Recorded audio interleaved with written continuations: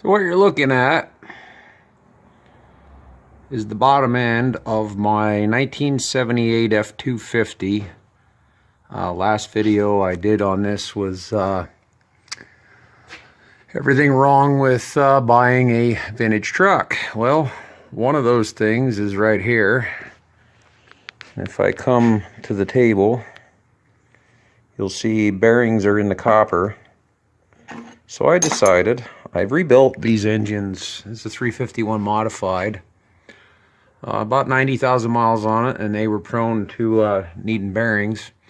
So I decided to try and see if I could replace the bearings inside the truck. Now, the most challenging one was the rear main.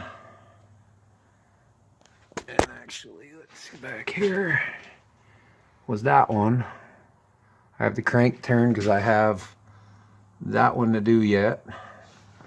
But I thought I'd show you if you own one of these old trucks. As you can see, now in my case I have it on my lift, but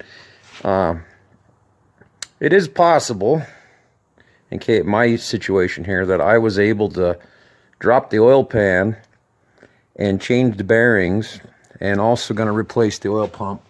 Right there, those two bolts is what holds the oil pump. I also have, I don't think you'll be able to see it, but it's going to need a timing chain. I'll show that in another video. That's my next step after I finish that bearing and then put the oil pump in. But, you know, if anybody's ever inquiring, like if you're looking at your oil pressure gauge, or you have an oil light comes on, and considering, like, if you have an old vintage truck and you're a DIY guy like me, you could potentially, I've done this before where I dropped an oil pan and I also replaced, you know, in this case here, put a rear main seal in it too. You could change these bearings out, you know, without taking the engine out, because it's an awful lot of work. You got to take exhaust, you know, remove your hood. I have to drain the coolant here anyway to do the timing chain, but I'm doing all this work in the truck, which is saving a lot of money in my eyes, and really a lot of time without removing the engine. You know, as far as what I could see, it ran half decent, didn't smoke a whole lot.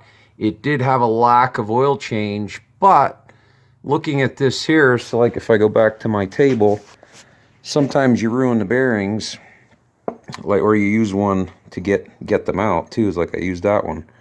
But if you look, if we look at them all here, these are the connecting rod bearings. That one was wore, but the one on the upstroke, when it would come up to push and make compression, this is the one that was wore the most out of the whole thing. So this thing was a complete, in my opinion, good candidate to do this.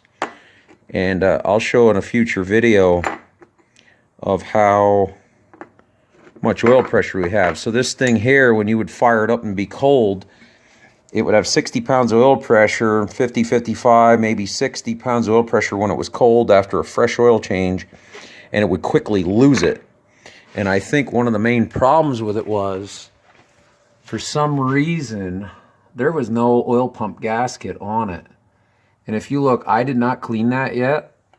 If you look really close, you'll see that right there, it looks very clean, and I think the oil was somewhat leaking on this thing. Not terrible, because I've seen more worn engines than this one, so this one did kind of, the oil was changed somewhat. The oil pan was very dirty. I have that to clean right now, but yeah, I think, as I said, this is what a new bearing looks like. And